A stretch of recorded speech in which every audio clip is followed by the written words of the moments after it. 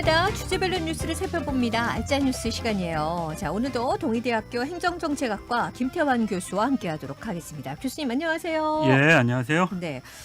지금 그 스페인 마드리드에서 열리고 있는 나토 정상회의에 네네네. 전 세계 이목이 지금 쏠리고 그렇죠. 있는 상황이죠. 예, 예, 예. 우리 윤석열 대통령도 참여를 하고 있는데 그렇죠. 예. 일단 국제뉴스 오늘 이 소식 먼저 간략하게 좀 요약을 해주시죠. 예, 예. 스페인 현지 시간으로 28일부터 30일까지 일정으로 2022년 나토 정상회의가 지금 진행 중에 있는데요. 네. 스페인 시간이 우리나라보다 한 7시간 정도 늦으니까 우리 시간으로는 내일 오전 7시까지 네. 공식적으로 개최되는 그런 셈입니다. 음흠. 이번 나토 정상회의는 1982년에 16번째로 나토 회원국으로 가입한 스페인이 그 나토 가입 40주년을 기념하는 의미에서 네. 수도 마드리에서 나토 정상회담을 개최하게 되었다고 그렇게 알려졌는데요. 참석하는 국가로는 30개국 이외에 나토 회원국 30개국 이외에 독립된 주체로서 EU가 함께하고요. 그리고 호주, 뉴질랜드, 한국, 일본, 핀란드, 스웨덴, 아일랜드 그리고 또 흑해에서 지도를 보시면 러시아하고 튀르키예 이제 이름을 바꾼 그쵸. 터키, 네네. 튀르키예 사이에 위치한 작은 나라인 그루지아가 초대를 받아서 참여하고 있습니다. 비유럽 지역에서는 한국을 비롯한 호주, 뉴질랜드, 일본이 참여하고 있어서 외형적으로만 보면 아프리카나 중남미를 제외하고는 국제사회에서 주요 행위자라고 할 수 있는 거의 대부분의 모든 국가가 총망라된 그런 형태를 띠고 있는데요. 네.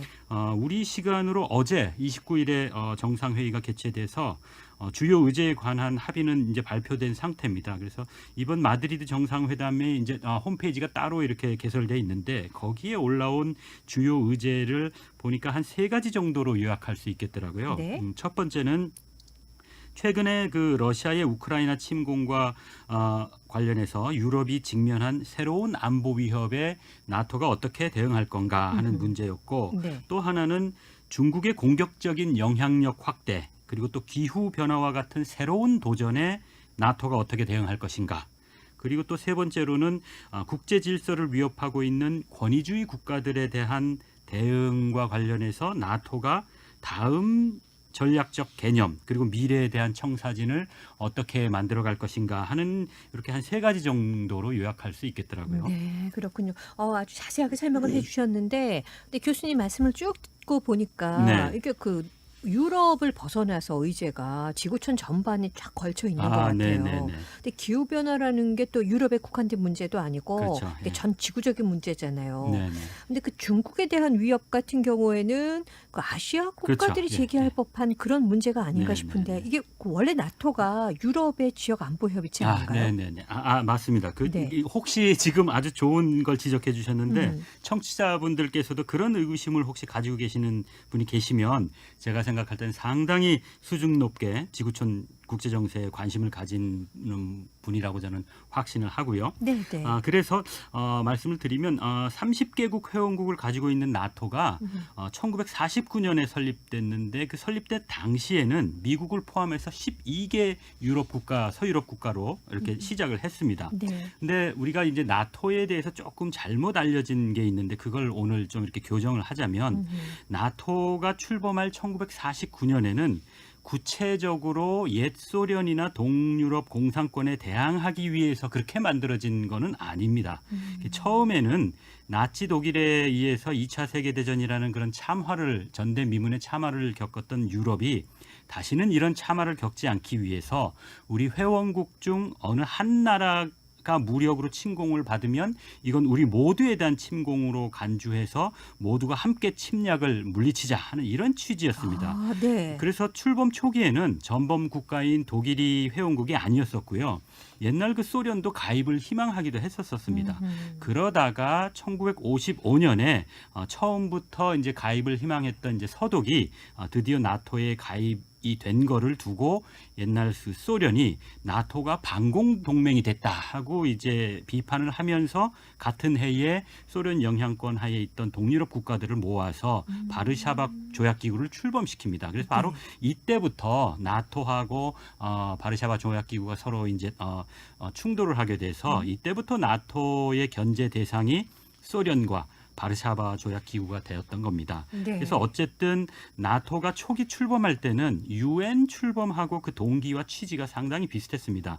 다만 국가 간 갈등 해결의 수단으로 군사력을 사용하지 않는다는 그런 원칙을 가지고 있었던 유엔하고는 달리 나토의 성격 자체가 군사 동맹이기 때문에 무력을 수단으로 한다는 그런 점이 좀 달랐던 거죠. 그래서 요약해서 말씀드리면 네. 출범 초기에 동맹의 상대가 대상이 조금 불특정했다가 55년 이후에 옛 소련과 동구 공산권 국가들로 동맹의 나토의 대상이 아주 구체화됐습니다. 그러다가 90년대에 아시다시피 옛 소련과 동구권 공산 국가가 몰락한 이후에는 네. 그 위협의 대상이 사라졌기 때문에 또다시 좀 모호한 상태였다가 이제 시간이 지나면서 오늘날까지 와서는 러시아를 제외한 대부분의 동유럽 국가들 그리고 또 발트 3국은 옛 소련의 일부였었거든요. 네, 그래서 네. 이렇게 국이 확대가 됩니다. 그래서 러시아가 이렇게 소외되면서 확대되는 나토에서 러시아 입장에서는 좀 불편한 것들이 지금까지 계속 누적돼 왔던 거죠. 그리고 나토가 관여하는 그런 관할 안보의 관할 지역이 최초에는 말씀드렸다시피 서유럽 중심이었는데 이게 북유럽, 점차 동유럽 그리고 또 옛 소련의 발트 3국 이 영향권까지 이렇게 확대가 되는 겁니다. 그래서 이전에 사실은 이미 서유럽을 벗어나서 동유럽의 옛날 그 유고슬라비아 내전이 있었을 때도 나토가 개입을 했고요. 또 이라크 잘 아시는 이라크전 때도 나토가 개입을 한 이력이 있어서 사실은 나토가 서유럽을 벗어나서 유럽 전역 그리고 또 중동 지역까지 안보 영역을 확대한 것은 좀 오래된 이야기고요. 세계가 이렇게 좀 하나가 되는 이런 지구촌 사회가 됐기 때문에 이런 상황에서 어떤 한 지역의 경제나 안보를 이렇게 확보한다는 것은 어떤 형태로든지 그 역의 지역을 벗어난 지역들하고 이렇게 연계되지 않을 수가 없는 그게 현실이거든요. 네, 그래서 네. 우크라이나에 대한 무력 행사 러시아가 했던 거 그리고 또 중국이 최근에 유럽에 대한 공격적인 영향력을 증가하면서 유럽 입장에서는 좀 우크라이나 이슈에서 좀 유럽 편을 들었으면 좋겠는데 중국이 러시아 입장을 두둔하고 또 그쪽으로 같이 이렇게 서는 모습에서 네. 유럽 입장에서는 상당히 중국에게 좀 이렇게 좀 서운한 마음 그런 정서가 크겠고 그래서 이런 것들이 종합적으로 해서 우리가 볼 때는 나토가 지나치게 이렇게 확대되는 거 아닌가 생각할 수 있지만 사실은 출범 자체가 나토의 성격이 점점 그렇게 안보를 확고히 하려다 보니까 그것을 위해서 점점 이렇게 확대될 수밖에 없는 그런 속성이 사실은 있는 겁니다. 네, 정확하게 설명을 해주셔가지고 이제 개념이 잡혔어요. 자, 그러면 또 윤 대통령이 지금 네, 참석하고 있는 마드리드 나토 정상회의에서 우리가 좀 주목해야 네, 할 네, 점들은 네. 어떤 게 있을까요? 저는 아무래도 한 두 가지로 요약을 할 수 있다고 생각을 하는데 네. 이게 좀 우리가 상당히 신중하게 지혜롭게 대처해야 될 것 같은데 러시아하고 중국 문제입니다. 그래서 러시아하고 중국을 명시해서 이번에 유럽 안보와 지구촌 국제 질서를 위협하는 세력이 그 주체가 러시아 중국이라고 이렇게 명시를 했거든요. 그래서 물론 이렇게 하는 것 자체가 뭐 러시아나 중국하고 직접 나토가 유럽이 이렇게 충돌하는 그런 것을 의미하는 것은 아닙니다. 다만 러시아와 중국을 기존의 국제 질서를 변경하려고 시도하는 그런 세력으로 이렇게 명시했다는 거 이게 중요한 건데 이렇게 되면 향후에 러시아와 중국과의 관계가 유럽이 아무래도 좀 위축될 수밖에 없는 그런 방향으로 그런 쪽으로 개연성이 좀 더 가능성이 커지는 겁니다. 그래서 이런 것 때문에 중국도 사실은 어저께 나토 정상회의가 개최되기 이전에 네. 중국하고 유럽은 서로 이렇게 대결해야 되는 적수가 아니라 협력해야 되는 동반자다. 이렇게 중국의 왕이 외교부장이 이렇게 강조를 하고 그랬었는데 네. 이것이 바로 이제 그런 이유 때문인 것 같습니다. 그래서 어쨌든 이번 마드리드 나토 정상회의를 기점으로 해서 제가 볼 때는 나토의 성격이 좀 더 미국과 서방 세력의 소위 얘기하는 최근에 많이 얘기되는 민주주의 가치 동맹의 형태로 이렇게 변화해서 그리고 또 여기에다가 기존의 국제 질서를 옹호하는 세력 지구촌이라고 할 수 있는 네. 한국이나 일본, 호주, 뉴질랜드 이런 지구촌에서 나름대로 영향력을 행사하고 있는 비유럽권 주요 국가들이 이렇게 포함되는 그런 방향으로 그러니까 어떻게 보면 옛날 냉전 네. 같지는 않더라도 음흠. 이렇게 좀 민주주의 국가권과 비민주주의 국가권이 이렇게 조금 나뉘는 상황으로 이렇게 발전해가지 않을까 그런 생각을 합니다. 네, 그렇군요. 조금 전에 말씀을 하실 때 이렇게 국가 간 민주주의 국가, 그렇지 않은 네네네. 국가 이렇게 분리되는 방향으로 갈 것이다 이렇게 전망을 해주셨잖아요. 네네. 그러면 우리는 어떻게 해야 되는지.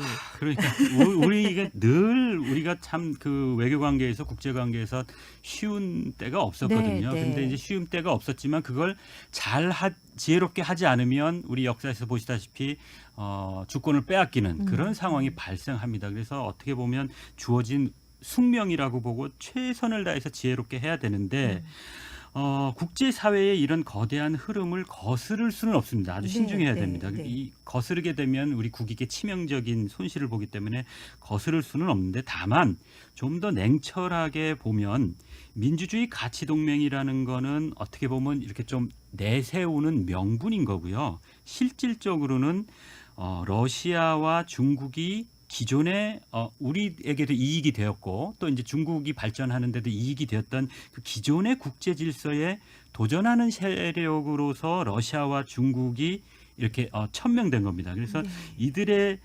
이들을 약화시키고자 하는 미국과 기존 질서를 깔았던 서유럽 국가들이 러시아와 중국의 영향력을 좀 약화시키려고 하는 것에 방점이 있다고 저는 생각을 하고요. 그렇기 네. 때문에 국제사회에서 좀 동참을 하면서도 최대한 러시아와 중국과 척지지 않는 그런 좀 어렵지만 지혜로운 외교가 네. 가장 절실하지 않겠나 그런 생각을 합니다. 중국에 대해서는 많이 좀 이렇게 이해가 인식을 하고 계시는데 그렇죠. 네. 사실 러시아도 우리에게 상당히 중요한 국가입니다. 북한 문제뿐만이 아니라 미묘한 한일 관계에 있어서도 우리가 러시아를 이렇게 관리하거나 이렇게 관계를 갖지 않으면 한일 관계에 있어서도 어려움을 당할 수 있는 가능성이 크기 때문에 네. 우리가 러시아 관계도 사실은 잘 이렇게 좀 고민을 많이 해야 될 부분입니다. 네, 알겠습니다. 자, 지금까지 동의대학교 행정정책학과 김태환 교수 자세한 설명 감사드립니다. 수고하셨습니다. 예, 고맙습니다.